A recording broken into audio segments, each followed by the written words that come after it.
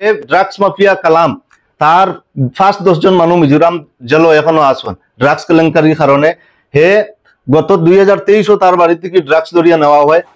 নিজের উপর প্রাণঘাতী হামলার পর এবার হামলাকারীদের হুমকিতে গৃহবন্দী হয়ে আছেন সোনাইয়ের নগদীর গ্রাম প্রথম খণ্ড ডেপ্লিবারের প্রতিবাদী যুবক তথা আমসুর কাছাড় জেলা সভাপতি জাহানুর আলম মজুমদার। সোমবার বিকেলে নিজ ঘরে এক সাংবাদিক সম্মেলনে জাহানুর বলেন, গত বৃহস্পতিবার রাতে হাতিখাল বাজারে তার উপর আক্রমণ হয়। পরের দিন কচুদরম থানায় দ্বিতীয়বারের মতো মামলা দায়ের করেছিলেন, কিন্তু মামলার পরও প্রধান অভিযুক্ত ড্রাগস কারবারি কচুদরম চতুর্থ খণ্ডের কালাম লস্কর সহ অন্যান্যরা প্রকাশ্যে ঘোরাফেরা করছেন। কচুদরম থানায় অভিযুক্তরা আসা যাওয়া করছেন বলে অভিযোগ করেন জাহানুর। কালামকে পিছনে থেকে স্থানীয় কয়েকজন জনপ্রতিনিধি মদত দিচ্ছেন বলে অভিযোগ করেছেন তিনি। ড্রাগসের বিরুদ্ধে বিগত দিনে কথা বলায় এখন নিজের প্রাণহানির আশঙ্কায় দিন কাটাচ্ছে বলে জানান। এ নিয়ে মুখ্যমন্ত্রী ডক্টর হেমন্ত বিশ্ব শর্মা, মন্ত্রী কৌশিক রায়, কাছাড়ের পুলিশ সুপার নোমাল মাহাতো, স্থানীয় বিধায়ক করিম উদ্দিন বড় ভূঁইয়া সহ অন্যান্য জনপ্রতিনিধিদের দৃষ্টি আকর্ষণ করেন তিনি। চুরমার করিয়া এখানে রাখে হাতিখাল বাজার আমারে পায় না, পাবলিকে বাসাইন গাড়ি ভাঙ্গিয়ে তারা এখানে যায়। যেদিন হামলা হয়েছিল এই কপি আমি তানাত দিছি।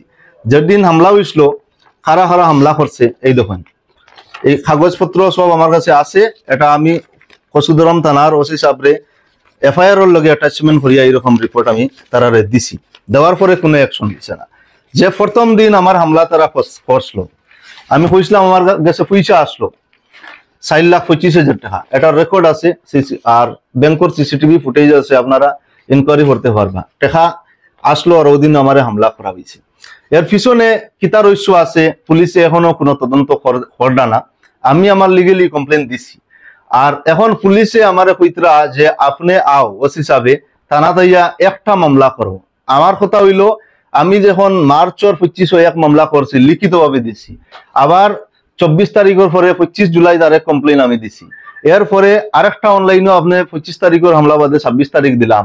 এরপরেও যদি আপনার যথেষ্ট এভিডেন্স হয় না, CCTV footage, video, on spot গাড়ি ভাঙ্গা হয় না, এরপরে আপনি অ্যাকশন লইন না, তো এখানে বুঝা যায় কোনো না কোনো পলিটিক্যাল ফোর্স রইয়া গেছে ড্রাগস মাফিয়াদের সমর্থনে। তারা কারা এই কেসের লগে তারা লিঙ্ক হইব। তারা আমার কেস দ্বিতীয় কেস হওয়ার পরে আমার দমকি দিছে কেস উঠাইবার লাগি, যেগুলা পলিটিক্যাল লিডার স্থানীয় লিডারে দিছে। তার এভিডেন্স প্রমাণ আমার ফ্যামিলির সাথে আমি রাখছি। প্রয়োজনে আমার কিছু হইলে আমি এটা ভাইরাল করাইয়া দিমু সমাজের মাধ্যমে, সাংবাদিক মাধ্যমে। আমি প্রেস করিয়া যে সময় সাংবাদিক মাধ্যমে এইরকম আমার বিষয়টা তুলিয়া ধরি, তখন তারা দলবদ্ধ হইয়া ফেক আইডি বানাইয়া সোশ্যাল মিডিয়ায় আমার বিভিন্ন এলিগেশন করে আর ব্ল্যাকমেল করার চেষ্টা করে। এখন প্রেজেন্টলি আমার দমকি দেয় যে বাড়ির থেকে আমি বার হইতাম, বাজারও আইয়া তারা ঘুরে, আমি সোশ্যাল মিডিয়া সব আপডেট দিয়ে রাখি আর আমার বাড়ির সামনে গাড়ি লিয়ে ঘুরাঘুরি করডা আর জোরে স্পিডে আইয়া এখানে হরন বাজাইতরা, ডাকিতরা চিল্লাইয়া বার হইয়া যা, এই পরিস্থিতি। কিন্তু প্রশাসনে আমার কইতরা আবার থানাতে কমপ্লেন দেব, কচুদরম থানা। আমি আবার থানাত যাইমু, যাওয়ার পরে আবার যদি আমার উপরে হামলা হয়, এটার জিম্মাদার কি কচুদরমর ওসি সাহেব হইবা। যদি তাই রেসপন্সিবল হইয়া ইন রাইটিং আমার ইনভিটেশন দেন, স্কট দিয়া নেন, আমি কচুদরম থানায় যাইমু, নাইলে যাইতাম না। 2 নম্বর বিষয় হইলো আমার বাড়িতে আমি সুরক্ষা নিগরানির ভিতরে বর্তমানে আছি, জানি না কত সময় সেফ রইমু। ইন কেস কোর্টও যাওয়াত লাগে, যদি 107 কেস করার লাগি, কত হামলা হইলে সে রিস্ক লইব। এর কারণে আমি সামাজিক মাধ্যমে সমস্ত সমাজ, সমস্ত প্রশাসন, সমস্ত জনপ্রতিনিধি, সমস্ত বুদ্ধিজীবী সমাজ, স্টুডেন্ট সমাজ এবং সবাইরে আমি বিনম্র অনুরোধের সাথে রিকোয়েস্ট করি যে এই দেশ কানুন ব্যবস্থার এই পরিস্থিতি, এই দুর্দশা যেভাবে হইছে, যেভাবে সামাজিক মাধ্যমে আমার হামলা করা হওয়ার, এই হামলা আমার উপরে করা হন না, এই হামলা গণতন্ত্রের উপরে করা হয়। যে ড্রাগস মাফিয়া কালাম তার ফার্স্ট 10 জন মানুষ মিজোরাম জেল এখনো আসন ড্রাগস কেলেঙ্কারির কারণে। হে গত 2023 তার বাড়ি থেকে ড্রাগস ধরিয়া নেওয়া হয়। হেরো কয়দিন আগে তার শ্বশুর বাড়ির থেকে ড্রাগস ধরিয়া নেওয়া হয়েছে। এই অঞ্চলের রমনা পরিস্থিতি বানাইয়া ঘুরে তার গাড়ি দিয়া আর ড্রাগস আর পয়সা দেখাইয়া যুবক সমাজের বরবাদ করে, স্টুডেন্টের বরবাদ করে, বন্দুক পিস্তল দেখায়, এটার ব্যবসা করে, মানুষের ধমকি দেয়। অনেক মানুষে এই বিষয়ে জানেন, ডরাইয়া খেয়েও তার বিষয়ে এফআইআর করা যায় না, কারণ হে প্রাণে মারার হুমকি দেয়। আমি সমাজসেবী ব্যক্তি, সংগঠন করি, আমি কারোরে ডরাই না, আমি সংবিধান মানিয়া চলি। যার কারণে সংবিধানে আমারে বাধ্য করছে আজকে আমি এই ড্রাগস মাফিয়ার বিরুদ্ধে আমি উপরে আমি অভিযুক্ত করিয়া কমপ্লেন দিছি। কিন্তু প্রশাসনে আমারে সাথ দেন না, সমাজে আমারে কিতা সাথ দিব এটা আমি জানি না। কিন্তু যেগুলা মানুষ সাদা কাপড় লাগাইয়া দুল চিটা দিয়া সাধারণ মানুষের উপরে ড্রাগস সিন্ডিকেটর মাঝে জড়িত আছেন, তারা খুবই শীঘ্রই জনসম্মুখে আইব।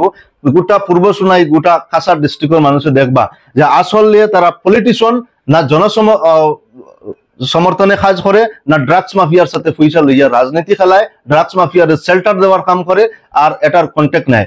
আজকে এই খেলাম ড্রাগস মাফিয়া যেটা, তার বিরুদ্ধে আমি অতটুকু কই, হে পুলিশরে ডরায়, ইউনিফর্ম বর্দি দেখার বাদে কালামর ভাবে থরথরি কাঁপে। আজকে সেই কালামে খবরে শোনা যার থানার ভিতরে যাওয়া আমার গাড়ি বন্ধ থাকা সত্ত্বেও তার জুলুস মিটাইতে করিয়া তার মানুষ লিয়া থানার ভিতরে গিয়া গাড়িতে আক্রমণ করে। এটা থানাত আওয়া যাওয়া করে, রোমিং করে, তার টিম পুরা সিন্ডিকেট কসুদরম থানাত যাইতরা। এখানে কিতা বুঝা যায়, কিতা উদ্দেশ্য দেয়, এটা সমাজের মানুষের কিতা দেখুন না, পুলিশ প্রশাসন কিতা এখনো নিরপেক্ষ অবস্থায় আসেনি। এটা আমার আওয়াজ আমি আপনারা উঠাইলাম। থানার সিসিটিভি ক্যামেরা চেক করা হোক, থানার পুলিশ স্টাফ যারা আসন তারার কল হিস্ট্রি চেক করা হোক, থানার পুলিশ অফিসার র্যাঙ্কর যারা আসন তারা এবং কালামর ট্রাইবেল ওয়াইফ যেটার কমিউনিকেশন আরেক ট্রাইবেল অফিসারের লগে মাথা সহজে যায়, তারার কল হিস্ট্রি চেক করা হোক, থানার ড্রাইভারে আর কালামে কিতা সম্পর্ক আছে এটা দেখা যাও ওসি ড্রাইভারে। এরপরে ওসি সাহেব ড্রাইভারের বাই কালামর সিন্ডিকেট ও ইম্পাল তাকিয়া কি রকম সিন্ডিকেট চালাইয়া এটার বিষয় দেখা উচিত। তার 4-5টা সিম ব্যবহার করে এইগুলা নম্বর জনসম্মুখে আছে, পুলিশ প্রশাসনে জানে, খেনে অ্যাকশন লেয় না। আজকে আইবি খেনে চুপ, আইবি খাজ করে যাইতরা, কিন্তু আইবি কালামর এগেনস্টে অ্যাকশন খেনে লইন না, এসপি স্পেশাল ব্রাঞ্চে খেনে অ্যাকশন লইন না। এর পিছনে রহস্য কিতা আছে এটা আমি আওয়াজ তুলি ধরলাম। আমি জানি না কত সময় জিন্দা আছি, কত সময় মরমু, যত সময় আছে আমি আমার সত্যতার আওয়াজ উঠাইমু। আপনারা পাশে থাকুন না থাকুন আমি কোনো পরবাহ করি না, আমি একলা থাকমু আর সংবিধানের সাথে থাকমু, আওয়াজ উঠাইমু। আমি ন্যায় বিচার আপনার কাছে চাই, যতক্ষণ আছি আপনার বাচ্চাইন্তর ভবিষ্যতের লাগে আমি লড়াই করব। আমি দৃষ্টি আকর্ষণ করিয়া যে ইয়ার রাজ্যের মুখ্যমন্ত্রী হেমন্ত বিশ্ব শর্মা স্যার, আমাদের এখানের বিশিষ্ট নেতা, সবচেয়ে সম্মানী ইজ্জতি নেতা আমরার চোখের সামনে কৌশিক রায় সাহেব, তাই সবার সাথে ন্যায় করেন। থানার দৃষ্টি আকর্ষণ করি, এসপি সাহেবের দৃষ্টি আকর্ষণ করি, জেলা শাসন প্রশাসনের দৃষ্টি আকর্ষণ করি, পরিমল শুক্লবৈদ্য স্যারের দৃষ্টি আকর্ষণ করি, আমি কৃষ্ণেন্দু পাল মহাশয়ের দৃষ্টি আকর্ষণ করি। এই যে পরিস্থিতি বরাকবলিতে ড্রাগস সিন্ডিকেটের ভয়াবহ পরিস্থিতি, আগামী যুবক সমাজকে বরবাদ করার যে ষড়যন্ত্র, লোকাল পলিটিশিয়ানের সাপুটে শেল্টার হইয়া যেগুলা করদা আজকে পুলিশের নাকত দম করি রাখছেন, ওসি হলে সাধারণ ওসি ডরাইতরা তার বিরুদ্ধে আওয়াজ উঠাইতে পারলা না। তারা মানুষের দমকি দেয়, পুলিশ লইয়া বাড়িতে ইয়া তোমার বন্দুক দিয়ে শুট করি মারি ফেলাই দিম, এইরকম দমকি আমারে দেয়। এইরকম সাহস তারা কিভাবে পায়, সেটার জবাব প্রশাসন দেখুয়া। আর যারা আমার সম্মানীয় অথরিটিস এবং সিএম পিএম থেকে লইয়া সবরে আসামর যারা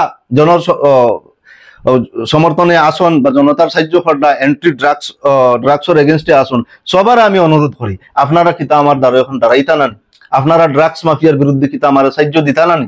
আজকে আমি স্বেচ্ছাইয়ের আওয়াজ উঠাইলাম করি, একলা করলাম নি। আমার এই আওয়াজ মুখ্যমন্ত্রী পর্যন্ত যাতে ফসানি হয়, অমিত শাহ পর্যন্ত ফসানি হয়, আর ড্রাগস সিন্ডিকেটের বিরুদ্ধে স্পেশাল ইনকোয়ারি করা হয়, স্পেশাল এসআইটি বহা হোক।